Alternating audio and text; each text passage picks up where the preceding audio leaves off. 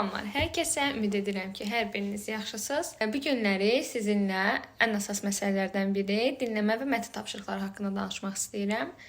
Və bu əksər şagirdlərin yaralı yeridir. Nəyə görə? Çünki söz bazamız yaxşı deyil. Gəlin ondan başlayaq. Uşaqlar, bizim dinləmə və mətndəki olan boşluqlarımız nədən ola bilər? Birinci nüans odur ki, söz bazamız yoxdur. Söz bazanı həqiqətən də məktəb vaxtından təkmilləşdirməyən şagirdlər maksimum nəticə gözləməsinlər. Sözün əsl mənasında. Yəni gərək o qədər sən ingilis dilindən söz öyrənəsən ki, yəni tam nəticə əldə edə biləsən. Ya da son 1 ildə həqiqətən də mənim verdiyim əsas sözləri öyrənsən, 25 plus yazılması tam qarantidir, amma ki, yəni çalışmağın şərti ilə belə, yəni bazı əvvəlcədən olmalıdır. Yəni bəzi şagirdlər var ki, söz bazası yoxdur, müəllimdən möhtəşəm bir şey gözləyirlər, sehirli çubuq. Ki, müəlliməm, mən dinləməm zəifdir, mətnim zəifdir, qrameri yaza bilirəm, yəni bunların üzərində işləyir. Okey, onsuz həmişə işləyirəm, essay olsun, dinləmə olsun, mətin olsun. Amma ki, bu baza əvvəlcədən olmalıdır uşaqlar. Ona görə söz bazası üzərində birinci çox çalışırsınız. Biz bunu necə gücləndirə bilərik? İstənilən bir reading götürə bilərsiniz. Dinləmənin prosesləri çox uzundur. Bilirəm ki, o həvəs sizdə olmayacaq. Yəni də həm də səbir olmayacaq. İstənilən bir mətni götürün, abzas təhlil edin. Xüsusilə də aşağı bazalı olanlar bir abzas onu başlasın təhlil etməyə. Və sən hansı sözü bilmirsənsə, otur onu araşdır. Hətta vaxtın varsa o sözün sinonimini də araşdır ki, sənə sinonimlər də lazım olacaq. Bu sinonim sənə dinləmədə düşə bilər, mətndə düşə bilər, cümləni dəyişmədə düşə bilər. Həmçinin essay yazarkən, misal üçün bir sözü ikinci dəfə təkrarlamamaq üçün, hansı ki sən cümlədə yenə tutaq ki, müxtəlif sözünü işlətmək istəyirsən. Deməli, sən onu nə etməlisən? Sinonimini bilməlisən ki, yaza biləsən. Sonra, dinləmə və mətndən danışanda dinləmədə nəyə fikir verəcəksiniz? Əgər dinləməni siz yazırsınızsa, mütləq şəkildə birinci 3 dəqiqə ya da 5 dəqiqə vaxt verilir. Deyəsən 5 dəqiqə vermişdirlər. İndi bunu imtahan prosesində iştirak edən şagirdlər komment bölməsində yazar, neçə dəqiqə verilmişdi. Deməli, hansılar ki vəfalıdırlar, imtahandan sonra müəllimələrinə qarşı vəfasızlıq eləməyib, izləməkdən çıxmayıblarsa, mütləq şəkildə dediyim suala cavab versinlər ki, dinləmədən əvvəl neçə dəqiqə vaxt vermişdilər. Həm məzunların, həm də 9-lar üçün çəkildiyinə görə iki tərəfli danışacağam. Birinci, məzunlar nə edəcək? Açıq suallar ki var dinləmədə, onu əzbərləyirsiniz, dediyim hissələri dairə eləyirsiniz. Həmçinin bu qapalı suallar olaraq 9-lara da aiddir. Yəni əsas hissələrin altına mütləq şəkildə xətt çəkin. Yəni vaxtınız varsa hətta əzbərləyin. Çünki o 4 dənə sual olsa belə sən yerinlərini bilməlisən ki, hansı hardadır. Çünki sən orada vaxtla savaşırsan. Hətta IELTS listeningdən bəzən mən düşünürəm ki, biraz çətindir. Yəni IELTS hazırlaşan şagirdim də var. Hansı ki bizim dimin qrammatikasını öyrənir. O da deyir ki, mənim IELTS-də yaxşıdır ki, ardıcıldır. Amma bizdə birinci sualın cavabını ən sonda verə bilir yəni. Ona görə biz mütləq şəkildə, maksimum şəkildə diqqətli olmalıyıq və ona görə həmişə demişəm, azı gündə 5 dənə dinləmə praktikamız olmalı. Müəlliminiz olmadı uşaqlar. Yəni gözləməyin müəllimdən bir təkan. Hamınızın müəllimim mənim olmaq kimi bir şansım yoxdur. Hamınızın da mənim dərslərimə qoşulmaq kimi bir şansı yoxdur. Ona görə yəni bu söz dediklərimiz zəhmət olmasa ciddiyə alıb tətbiq etməyə çalışın. Xeyrini görəcəksiniz. Yetəri qədər dinləmə və mətn praktikası məndə YouTube-da imtahan izahlarında var. Ona baxıb yararlana bilərsiniz ki, mən mətndən nələrin altına xətt çəkmişəm. Bu bir. İkinci olaraq da dediyim kimi, müəllimdən gözləmir ki, ay müəllim mənə dinləmə vermədi, mətn vermədi. Sən özün nə işə baxırsan, hansı zəmanədir? Get Exam Target kitabını al. Yəni daha 100 dəfə yazmışam onu kommentlərdəki Exam Target yazılır. O kitabı al. 9-lar üçün idealdır, 11-lər üçün ideal kitabdır. Arxasında sinonimlər var. Yəni abituriyentlər üçün ən ideal kitab Exam Target kitabıdır. Definition suallarında, mətnlərdə. Əgər dırnaq içərisində biz to görürüksə, uşaqlar avtomatik bilirsiniz ki, bu feildir və o feili tövsiyə olunur ki, to ilə, yəni məsdər versiyasında yazasınız. Keçmiş halda, keçmiş zamanda yazsaz, mənə elə gəlir ki, bal kəsilməz, amma ki, yenə də niyə onu məsdər versiyasında yazmayasınız ki? Çünki lüğətdə də görmürsünüz ki, məsdər versiyasında yazılır. Bunu sizə tövsiyə eləyə bilərəm. Yəni mətn o qədər gözünüzdə böyüdürsünüz ki, yəni Azərbaycan dili mətnlərindən hətta deyərdim ingilis dili rahatdır. Həmişə yəni onu demişəm şagirdlərə ki, yəni bir şey ki, mətnin cavabı mətnin içərisindədir. Sən niyə onun dərinliyinə, yəni enmirsən? O qədər də çətin uşaqlar olmur. Yəni bu imtahanda 2 martda martda da, 9 martda da şahid olarsınız ki, rahat idi. 2 martdakı ümumiyyətlə su idi, yəni halva sualları idi. İbtidai sinif səviyyəsində idi demişdim. Gözə gəldi, öküz vurdu. 9 martdakı da rahat idi, amma 2 mart qədər yox. Amma ki, yəni Allah var, 2 martdakı image sözünün ağırlığı hara? Unique sözündəki 9 martdakı unique sözü hara? Yəni o balans məncə qorunub mətndə. Image sözünün özü mənim özümün 500 sözdən ibarət paylaşmışam özdə YouTube-da shorts olaraq. Orada var idi o söz. Exam Target kitabında da image sözünün sinonimləri var idi. Yəni bu dediyim kitabların hər birinin yəni sizin üçün faydası var. Xüsusilə də misal üçün həm mətn, həm dinləmədə ilk 2 cümləsi, dinləmənin son 2 cümləsi, onsuz dinləmədə rahat tutmaq olur, söhbət nədən gedir. Amma ki, mətndə bəzən qarışdıranlar olur. Nəyi qarışdırırsınız? Bu verilən fikirlərin 5 variantın 5-i də mətndə verilə bilər, bəli. Amma sən buna ad qoymalısan, başlıq qoymalısan. Ona görə bütün abzaslara fikir ver ki, təxmini gözünə hansı sözlər daha çox dəyir. Eyni sözlər illaki vardır, ona baxmalısan. Bir də ilk 2 cümlən, 3 yox, 2 cümlən yetərlidir, son 2 cümlən. Onları oxuyandan sonra məncə fikrini cəmləyib mətnə bir ad qoya bilərsən, yəni. Orada çətin bir şey yoxdur, onu çox şagird qarışdırır. Sonra true false-da da çox çaşanlar var. False-da uşaqlar çox çaşırlar. Nəyə görə? Çox qarışdırırlar. Səbəb odur ki, uşaqlar, siz özünüzdən Amerika kəşf edirsiniz. Bunu həmişə uşaqlar deyirəm. Özünüzdən Amerika kəşf eləməyin uşaqlar. Baxın, cümlələri bir-bir, sözləri incələyin. Orada düppədüz cümləni verər, sonuna deyər ki, nadir hallarda rarely. Və yaxud da keçmişdən söhbət gedir, deyir son zamanlarda nowadays. Bir sözlə sənin cümlənin mənası tam dəyişə bilər.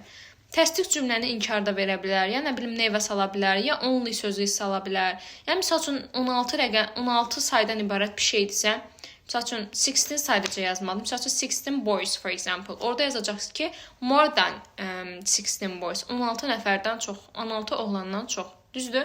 Yəni bir söz sənin sualını, həqiqətən də doğruluğunu və yanlışlığını dəyişə bilir.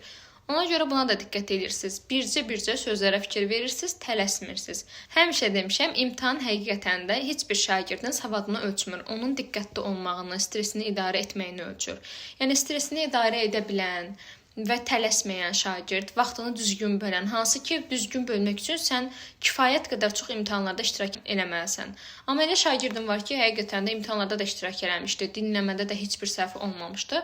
Stres də gəldi imtahanda neçə şagirdim, 29-30 düzü 5-6 şagirdim bir dinləmə səhvi ilə qaçırdım.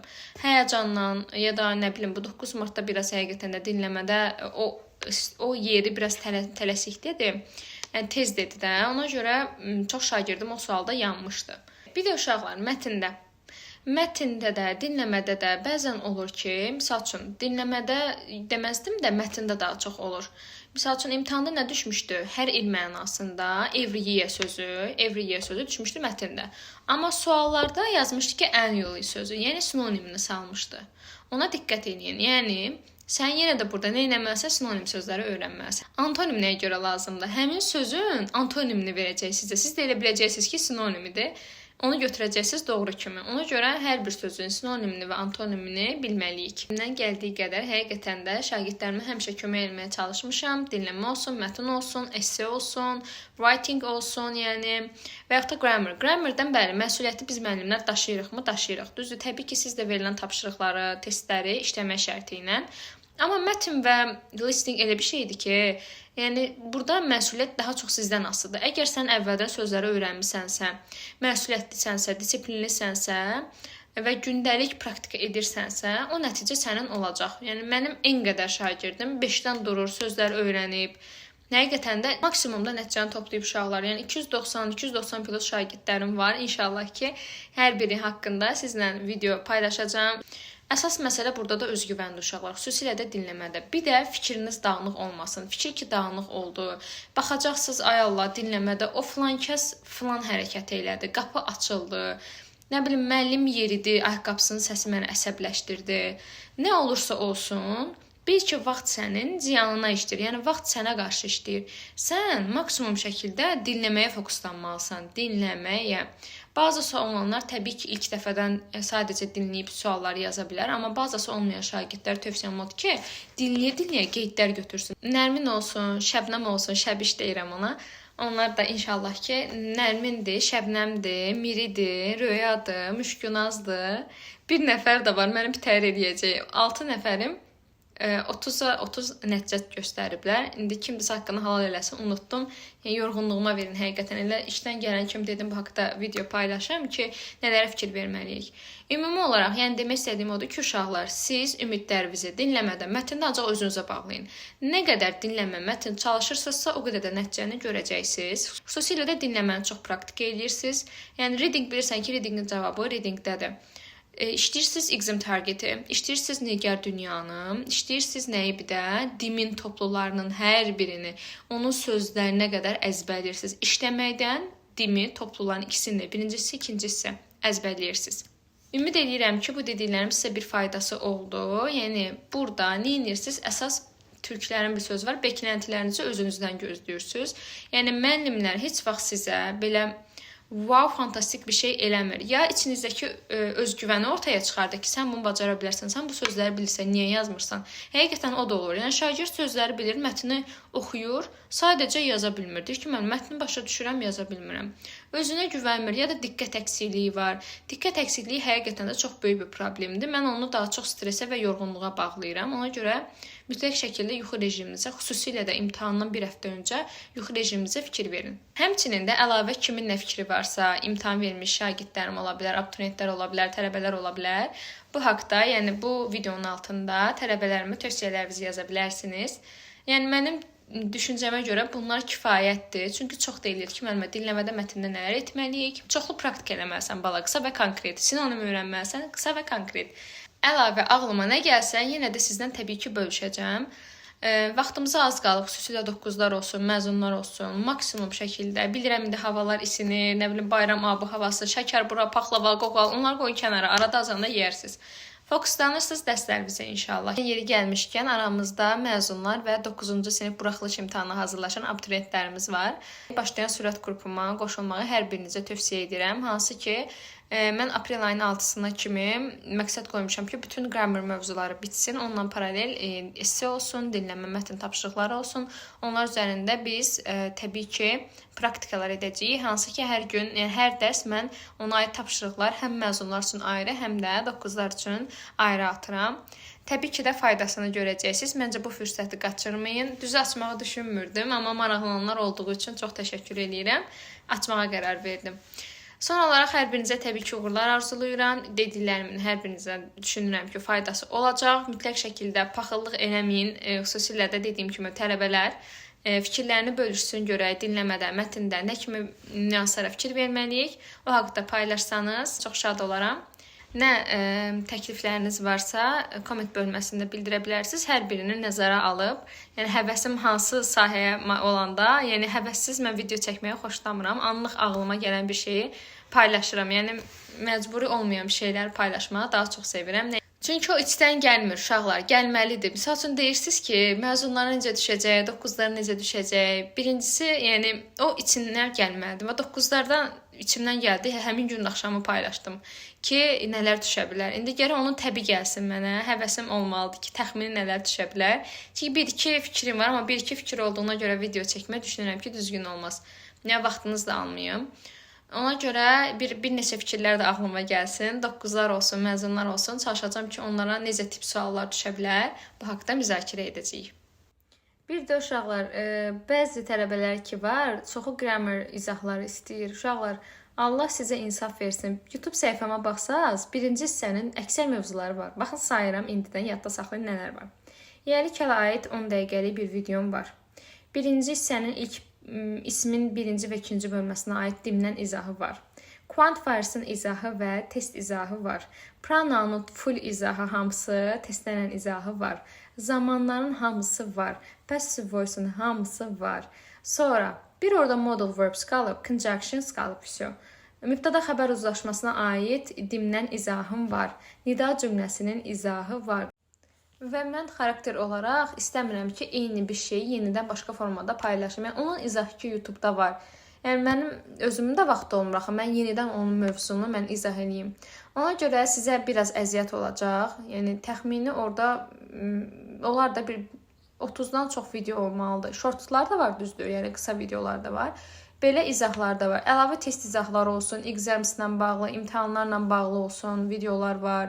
Çoxu imtahanla bağlı, imtahan izahları da var bu arada. Onunla da gözəl təkrar etmiş olarsınız, rivayz etmiş olarsınız. Sonra var, essay ilə bağlı izahlar var. Belə, yəni imtahanlarla bağlı izahlardan da istifadə edə bilərsiniz. Yəni belə deyim, bir şey ki, yəni içimdən gəlməsə, mən onun izahını paylaşmaq mənim içimdən gəlməsə, mən onu çəkə bilmirəm uşaqlar. Ona görə düşünəcəm ki, hansı qarışıq nüanslar ki var, qısa videolar şəklində sizlə paylaşacağam. Belə uşaqlar, sonlandırıram videonu. İnşallah ki, yaxın zamanlarda yüksək nəticə göstərən bütün şagirdlərim haqqında sizə məlumat verəcəm. Möhtəşəm nəticələrlə gəlmişik və çox böyük bir qürur hissi ilə də bunları sizinlə paylaşacağam. İnşallah onlardan biri də niyə siz olmayasınız, niyə də faydası dəyməsin. İnşallah ki, səbirli olaq və xüsusilə də maşallah esseləri yazıb mənə yoxlatanlar var. İnşallah Allah onların da yolunu açıq edər. Hər birini dayanmadan, yəni o kans, bunlar mənimə bu qədər bal verərlər, bu 0.5 tam bal verərlər, bal kəsərlər.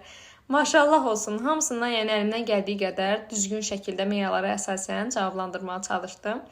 It's time to say goodbye. İnşallah ki, növbəti videolarda görüşənədək hər birinizə uğurlar. See you.